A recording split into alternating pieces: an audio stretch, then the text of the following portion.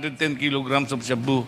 And afterwards, we proceeded in Barangay Bahay Tubig. I'm not sure of the ano, sir. I'm asking this question, Yes, sir. Mata, because ang pagkaalam ko kasi, nung create ang PDEA, na-abolish yung NARCOM ng police at ang intention ng batas ay yung small street crimes regarding illegal drugs sa police. Pero pag yung malalaki, yung high value, ay doon sa PDEA. Yes, sir. Hindi ba ganun talaga? Yes, Your Honor, sir. Wala namang inabolish nga yung NARCOM command noon. Kaya lang, may malikot ang isip na Chief PNP, nag-form siya ng task force against illegal drugs. Yes, sir. Pero nag-evolve yan, pati malalaki, pinakikialaman nyo na, wala nang PDEA na kasama. Di ba? Not true, Your Honor. Last time when we apprehended the Pakistani national... What is not true? Yes, Yung, sir. We have yung PDEA sistema? with 47 kilograms of ketamine. We have PDEA, and when we apply search warrant... Dito sa kwan This ito. time, sir, ay lang ang medyo na ano, sir. Dito? Medyo wala. Dito sa trabaho na to, I admit talaga wala to, sir. And that I will check to my operatives, Your Honor, sir. You see to it that you do something Yes, about it I because will I conduct- am watching. Yes, Your Honor, sir. I will conduct a thorough investigation with this information I received. Papahanap ko kung nasaan yung si Jonathan Chua. Yes, Your Honor, sir. Kasi alam ko, kakilala mo eh. Sa totoo lang, yes. Huwag kang Honestly- ngiti-ngiti. Baka mawala honestly, yan pag may produce ko yung tao. Honestly, I Now, do not know, Your Honor, sir. Are you a suspect also in the ICC case? My name was placed in Hindi, the... sagutin mo yung tanong Yes, ko. Your Honor, sir. Yes. Yes. Yes. Kaya magdahan-dahan ka, iho. Yes, Your Honor, sir. Because, as I've said a while ago, there is always a time for reckoning. Maybe your reckoning is not now. Baka sa banda-banda roon, iho. Thank you, Mr. Chair. Thank you, Your Honor, sir. Thank you, Congressman Acop. Short question lang ulit bago natin itapusin. Gusto ko lang mag-clarify. Yung General Mata, meron bang drug list? Yes, Your Honor, sir. Si General Sandoval, meron bang drug list? Sa part ng DIDM, sir, wala naman kami, sir. Purely Walang drug list? Sa DIDM part, sir, No, wala. yeah, I know. But you're a member of the Philippine National Police and you know that there is what they call the drug list. Are you Yes. aware that there is a drug list? Yes, Your Honor. So alam mo, meron. Yes, Si sir. Colonel Marcos, meron bang drug list?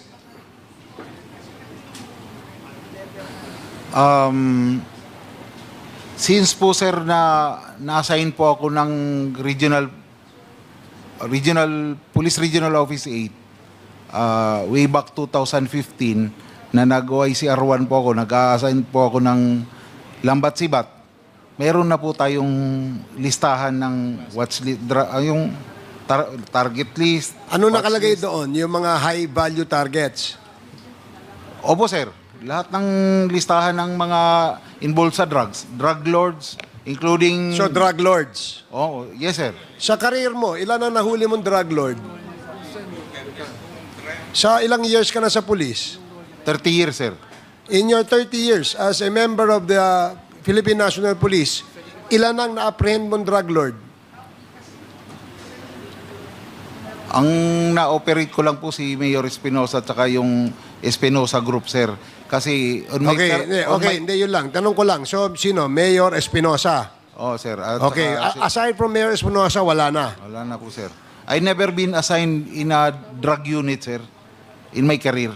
Ang first time lang po ako na nag-operate ng illegal drugs when I was assigned with CIDG because it was still on the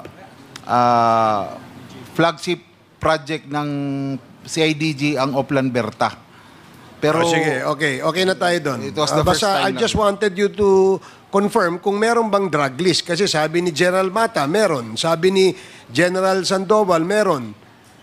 Kaya tinanong kita, meron bang drug list? meron po, sir. Yes Kasi or no? We, Yes. we Okay. conduct always a conference on that, sir. Okay, pwede bang matanong, DG Lasso, is there such a list called the drug list? Yes, Your Honor. Okay, thank We you. have two. Thank you. Colonel Leonardo, meron bang drug list? Yes, Your Honor. Meron. Colonel Garma, meron bang drug list? Yes, Your Honor. Colonel Espinido, meron bang drug list? I have here, sir, list. Okay. Sinong gumagawa ng drug list? Colonel Garma, sinong gumagawa ng drug list? Mr. Chair, pwede bang isubmit ni Colonel Espinido? Dahil dala niya yung drug list We will ask him to submit that later, Your Honor. But I'm just... Yes, sir. Based on my experience, Mr. Chair, as station commander, kami po sa station ay naglilista po. naglilista ang station. Yes, sir. Based sa TI namin, sa mga nahuli, What is TIA?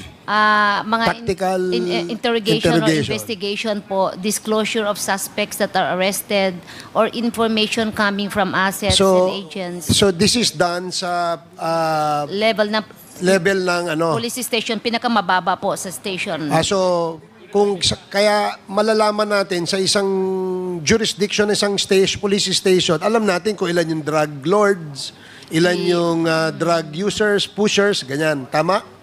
Yes, Mr. Chair. Sinasubmit po namin sa task to, then there is a sharing of intelligence. Kaya kung minsan, yung information ng nasa taas, nakukuha din namin sa baba kasi naayos po namin na nasa area namin yung operation nila. So naisasama din po namin yung intel ng ibang unit, Okay. Si Colonel Mr. Leonardo, Chair. where does the list come from? Nagsisimula po sa mga station, sa mga pati po barangay minsan nagpo-provide din po. So sa station, sinasubmit yan ng mga police sa area. Apo, from the station, isasabit na po yan pataas. And the station determines sino yung drug lord, sino yung pusher. May difference ba yung pusher sa drug lord? May, Hindi, I want to get a categorical answer sa kanila. Kasi kayo ang nakakaalam. Meron bang difference yung pusher doon sa drug lord? mas higher level po, I think, yung drug lord, Mr. Chair. Again? Meron po kasing pusher na nagbebenta. Pag nagbenta po, kahit 1 gramo lang, pusher na po yun eh. So pag Once a seller, Mr. Chair, ay pusher na po. Once caught selling, in the act of selling, pusher na po yun. And then, yung drug lord is, I think, I believe, mas higher level po. Yung mga certain amount of drugs confiscated from the suspect, then he will be considered. so considered drug lord. merong large amount of drugs before a person is considered a drug lord? Ganun ba ang... I think so, Mr. Chair. Okay, in your career, Colonel Leonardo, ilan ang drug lords ang nahuli mo?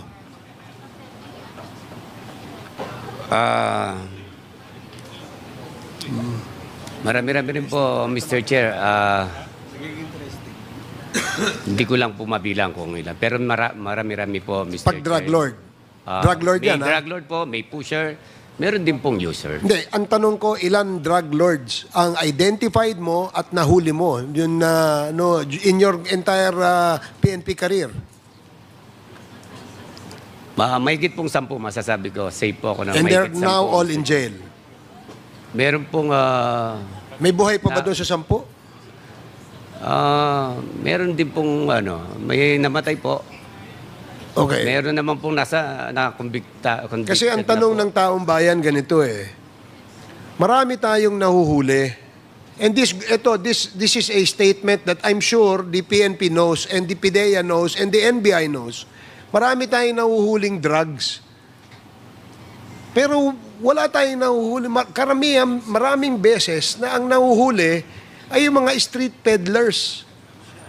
Pero yung mga ulo, yung mga drug lords, ay hindi natin nahuhuli.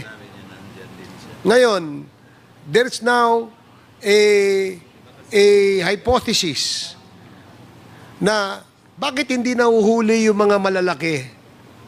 Kasi pinakakawalan sila in exchange of the large volume of drugs na nahuhuli sa kanila. Nahuli sa kanila, kukunin nila yung drugs, pakakawalan nila yung drug lord.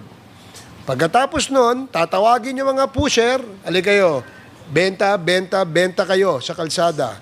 Kailangan in 1 week, mag-remit kayo. Pag hindi kayo nag-remit, huhulihin namin kayo. That was the kalakaran, and that is the comments made by our people. Kaya nga, tinanong ko, ilan ang drug lord na huli natin? Di ba? Si Colonel Marcos, are you related to the President? Apelido lang po, sir. So, kasi maputi ka eh. Yes po, American po ang mother ko, sir. Okay. Sinabi mo kanina na si Espinosa lang nahuli mong drug lord. Yes, Mr. Chair. Pero sa mga street peddlers, marami kang nahuli, I'm sure. Marami po, sir, kasi naging commander po ako ng Manila Police District. Ilan ang na-dismiss sa mga nahuli mo? Lahat yan, I'm sure, nakasuhan nyo. 9165, di ba? Meron bang nakasuhan? Parang I've been a commander for more than 5 years in Manila Police District. I can only recall one, sir. So, you only can recall one that Na was na-dismiss. charged, Na-dismiss ang kaso. na-dismiss. Bakit? Yes. Section 21. Anong 11, sir. Section 11 nyo hinuli, pero anong reason for the dismissal? Would you know? Yes, sir. I know that because I was able to pinag-explain po ako dyan. Yung operatiba po na in custody with the evidence, nung sinubmit po sa court, hindi po siya nag-countersign. Laging ganon eh. And that's a normal reason. Pero isa lang po yun, sir. Yun ang natatandaan ko, sir. Hindi yung operatiba, iniwan yung ebidensya sa investigador, in-inquest niya, pero yung ebidensya, hindi nakapag-countersign yung arresting officer doon sa evidence. So, okay. So, yan ang nangyayari, no? Kung bakit nadidismiss. Ngayon, General Mata, you know these stories, di ba? Alam mo kung bakit nadidismiss yung mga kaso. Kasi minsan, yung mga pulis na kasama dun sa operation sa anti-illegal drugs, iniiwan lang sa investigador yung mga ebidensya. And alam natin na madidismiss yan. Di ba? And being the head of PIDEG, siguro dapat orient mo ulit ang iyong mga membro sa PIDEG. No, na Yes. dapat kapag tayo ay nag-file ng kaso, maging successful naman yung kaso. Yes, sir. Actually, we adhere to the DC-20, sir. We also coordinated our every operation to the DOJ. Make sure Or the- also, Yes. General Mata, Yes, sir. so that you will not violate the law. Lahat ng anti-drug operations must be closely coordinated with PIDEA, and that's what the law says, di ba? Yes, Your Honor. Medyo itong nangyari lang sa amin sa Cavite, sir. Ano to continuous surveillance. Nagkaroon lang ng na hindi sila napasama. Pero yung last operation... Pagka-surveillance ba, nagse-surveillance kayo, hindi nyo ini-inform ang PIDEA? Yes, sir. Kasi informed sila pero hindi na sila actual kasama. Sa negation phase, kasama sila, sir. In fact, may dalawa kaming search warrant sa Bulacan. Kasama sila, it turned out to be negative lang eh. Okay. Talagang dito lang medyo nag-fail, sir. Tsaka rest assured, i-correct ko, sir. Yun. Sige, dito sa aming re-recommendang batas. We will conduct investigation. Yes, please. In the Yes, sir. legislation that this committee will recommend, will make sure na magiging liable kayo Yes, Your Honor. kung hindi kayo magko-coordinate with PIDEA. Yes, Your Honor. Because that is a provision of Republic Act 9165. And you all know that. Yes, Your Honor. Diba? Okay, so Yes, sir. thank you. So, Congressman Dan Fernandez, your favorite Chair. motion? Nakatanggap kami ng lead data kay General Bakay on those drug lords na napatay. Nakalagay po doon, I do not know if you have these listings also currently, no? Meron drug lord, ayan, meron drug lord, merong financier, merong maintainer, merong operator, merong pusher, merong user. Meron po ba kayo, General Mata, meron po ba kayo ng ganitong klaseng data?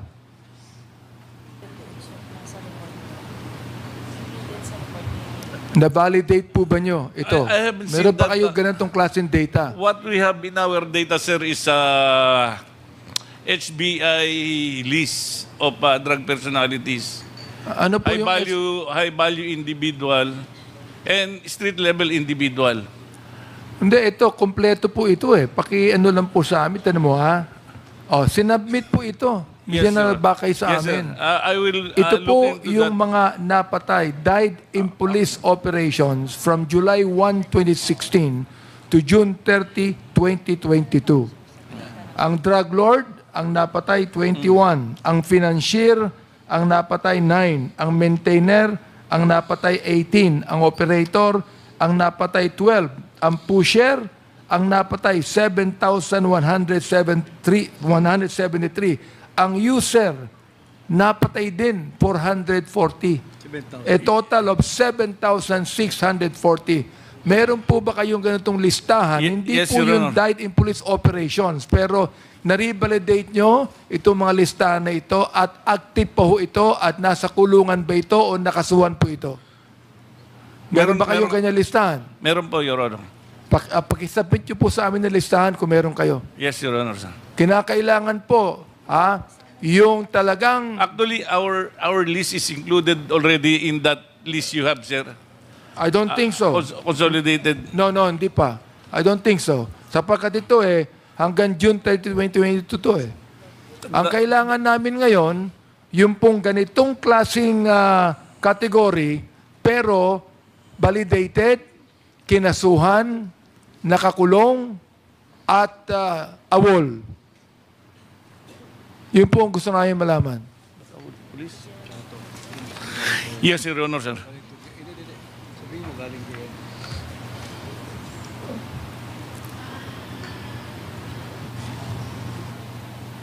Tulad po nito, General Mata, ang sinabit po sa amin ni Colonel Espinido, recapitulation of PRRD's list. Meron po ba kayo nito? Yes, Your Nakalagay po, Yes. elected public officials, validated, what's listed? 12. For validation, 1. Killed, 5. Ano itong DUI? Ano yung DUI? Under investigation, 1. Arrested, 2. Surrendered, 4. 12 cases at large, 1. May civilians, 132. Ang what was listed. PNP personnel, 52. Meron po ba kayong ganitong listahan? Yes, Your Honor, sir. Pwede bang pakisubmit yun sa amin we tulad will- ng we ginawa will- po ni Colonel Espinido? Yes, sir. We will submit it. Pwede rin po ba, Colonel Marcos? Meron po kayong listahan yan. Wala po akong listahan, Mr. Chair. Wala kayong listahan ganito. Wala Paano po. nyo masasabihin sa may listahan kayo? Yung sinabi ko po kanina, yung tungkol po sa ginagawang validation ng PRO8 na which I attend regularly.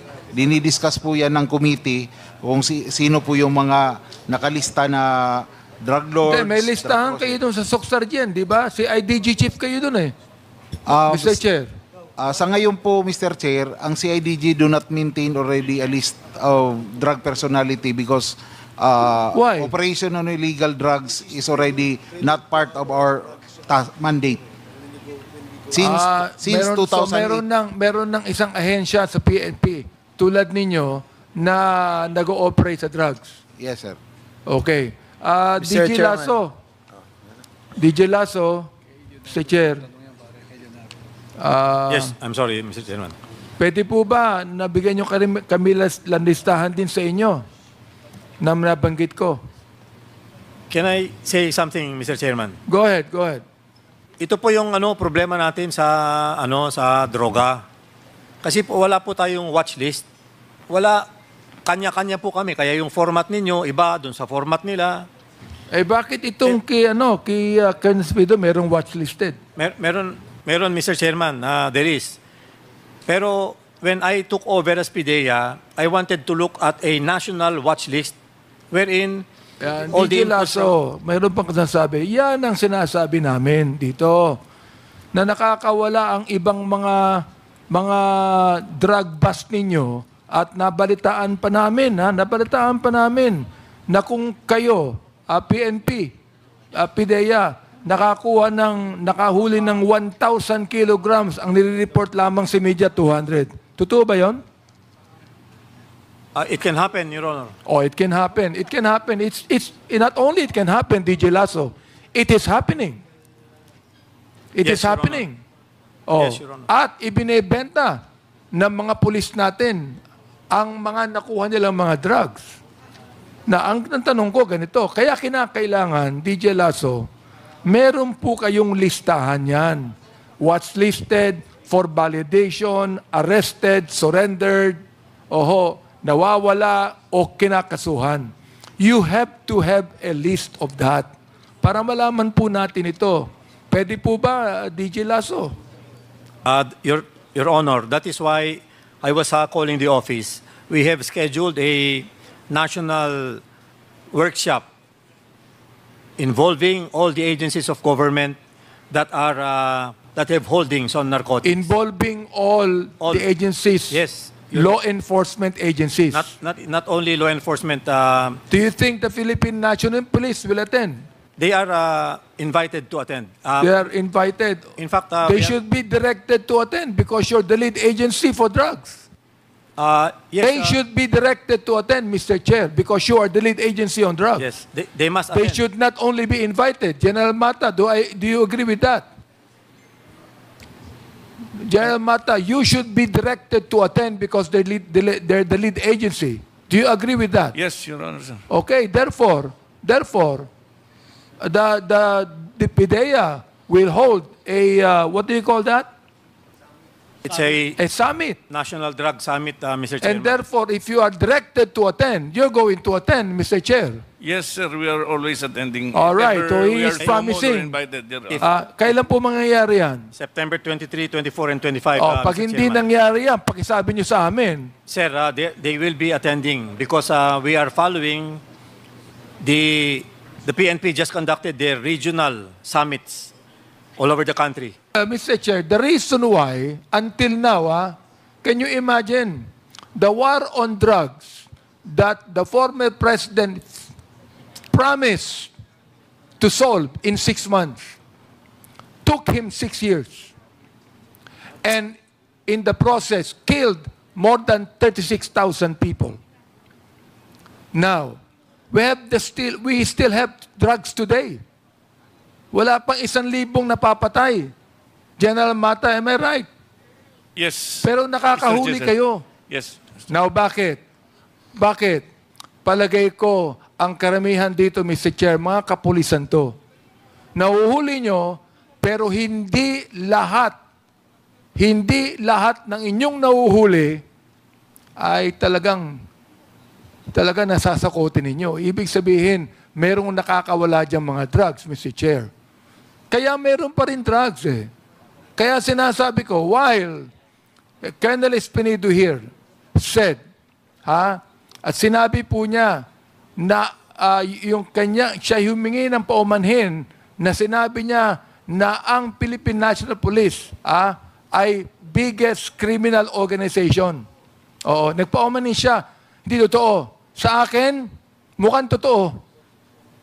Until otherwise, DJ Lasso, General Mata, until otherwise, you truly address the drug problem in this country and stop it, maniniwala po ako that the Philippine National Police holds the biggest drug syndicate in this country. Mr. Chair, Colonel Leonardo, sabi niya may listahan kayo ng mga drugs watch list, di ba? Kailan yun? Panahon nyo o ngayon? Nung panahon po namin, Mr. Chair. Therefore, nung panahon nyo, ano po yung, nung kayo station commander ba o no? Meron po nung station commander ako, meron din po nung ako'y... CIDG. CIDG po. Ayun, CIDG po kayo ng ano? Sa Davao City, Combal, Del Sur. So meron kayo listahan. Meron naman po lahat, Mr. Chair. Okay. Gusto nga yung malaman dito kung sino yung current na kapalit ninyo sa CIDG. Mr. Chair, I would like to air a warning to each of you in the Philippine National Police. The moment nakaamoy kami na merong involved sa drugs, ang ilang mga police officers namin, papatawag po namin dito. Papatawag po namin dito. Papatawarin namin, pero ipoprosecute namin. Ayos ba yun? Nakalagay sa Bible yun. Oo nga eh. Hindi kayo maaari makatakas sa prosecution. Pagpapatawad, okay. Pero I would like to air a warning, Mr. Chair. The moment na kami ay makaamoy na merong Philippine National Police personnel na involved dito sa drugs na ito, ipapatawag namin dito at isasama namin sa investigasyon, Mr. Chair. Yun lamang. Mr. Chairman. Thank you, Congressman Bante. Congressman Fernandez. So maraming pong salamat. Maganda naman po yung ating pinag-uusapan and I hope that the PNP organization, no? Kasi a while ago I was a bit confused about this list, no? Merong list si Esperido, may list sa PIDEA, wala silang list. So I was in a quandary dahil nga since na para bang magulo po yung listahan, so medyo confusing. And I think I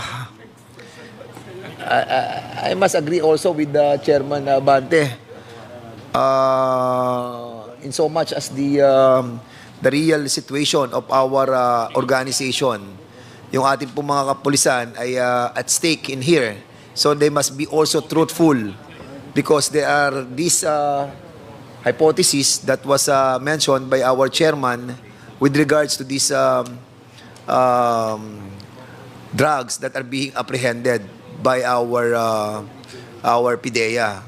And then sandali, mawawala. And then, we have to subject our PNP organization in a cleansing scheme that we are starting right now. I hope that there will be a reset, Mr. Chairman, because our country need badly the change that need to be done. And with that, Mr. Chairman, before I move for the suspension, Mr. Chairman, may we allow to invite the former mayor of Iloilo, Mayor Jed Mabilog, and at the same time, we invite also, a while ago, Chairman Abante moved to invite the chief CIDG, NCR. And I told him that the chief NCRPO was Nartates. I was wrong. So it is Colonel Noel Alino, no? Chief CIDG ng NCR. So we will be inviting him in the next hearing. And with that, Mr. Chair, Chairman, I also would like to invite sana the former General Peralta and the former General Medina to this hearing because I believe they have something to say. Okay. former CIDG yun, Chairman Abante. I think. Chairman, just for the information of the Honorable Committee, ang understanding ko po, ano man information, the new CIDG sa NCRPO has just been assigned. No, so better we will also invite the previews. Kasi I think siguro mga 1 buwan o 2 buwan pa lang yung CIDG. Colonel, kilala mo yun? Kilala mo yun? Di ba? Kilala mo yung CIDG ngayon na naka-assign, si NCRPO? Kilala mo? Pakiulit po, Mr. Chair. Pasensya na po. Hindi, kilala mo. Nagbubulungan nga kayo eh. Opo. Hindi po, meron po kami. Kilala mo si Bong Alinio? Bong Alinio. Yeah, Colonel Bong Alinio. He was just assigned as CIDG NCRPO. His name was mentioned to be invited, but okay, Mr. Chairman, class 98 siya eh. Di ba? Class 98. Parang, You're not familiar? Parang Familiar po, Alinio. Familiar ka? Familiar po. Okay. Marami Anyway, po Mr. kayo. Chairman, while we will invite Colonel Alinio in the next hearing, we should also invite the previous. Kasi ang kailangan natin dito, yung nakaraan, kasi if my memory serves me right, siguro wala pang 2 buwan na naka-assign si Colonel Alinio sa CIDG NCRPO. And I do not know who is the previous CIDG. Colonel Marcos, do you know the CIDG NCRPO? Prior to the assignment of Colonel Alinio? Si Colonel Ana po yung last na... Sorry? Colonel Ana po yung last na pagkaalam ko na CIDG NCR, kaya lang there were turnover 2 days ago 2 days ago lang. o nagpalit-palitan po. So, Colonel Ana was relieved sa NCRPO, pinalitan ni Bong Alinio. Parang, Tama. Opo. So, we'll invite Colonel Ana siguro on the next hearing, Mr. Chairman. Okay, so Mr. Chairman, 12 hours na po tayo Mr. na Chair. nag-hearing. Senior Deputy Speaker, The mind is what? Senior Deputy Speaker. Mr. Chairman, before we close, before Mr. we Chair. suspend, Can I be Mr. recognized? Chairman, before we end, before we suspend, sa mga nanonood po, sa mga ating kababayan at sa buong mundo ngayon, napaka-importante po nitong ginagawa natin ngayon. Nandito po kami 9:15 in the morning. 9:40 na po. Isipin mo, may 12 hours na po dito sa ating hearing. Napaka-importante. That's why we formed this Quadcom, headed by our Chairman Ace Barbers, ang ating Chairman ng Dangerous Drugs. Kanina, sabi natin, ang pag-uusapan natin is only EJK, that is human rights. Nandito si Chairman Benny. At yung POGO, we will tackle it next week. And the public order and safety and the public accounts.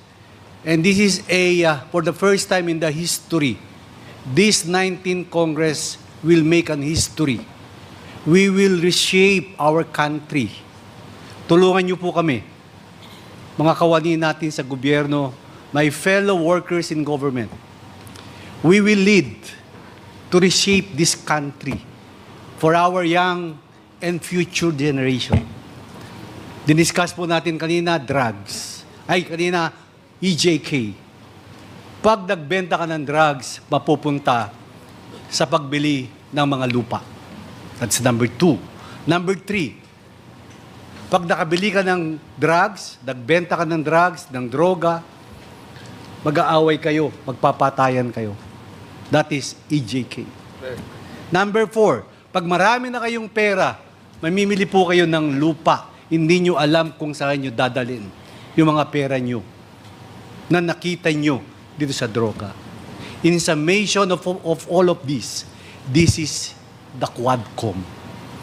So, Father, ano pa si Father? Si Bishop, andito pa. Kami po, we are the members of 19th Congress with my fellow congresspersons. Nagpapasalamat po kami. Napaka-importante po nitong Quadcom na to. On that note, maraming salamat, Mr. Chairman, to the co-chairman, and to our resource persons. Magandang gabi pong lahat sa ating lahat.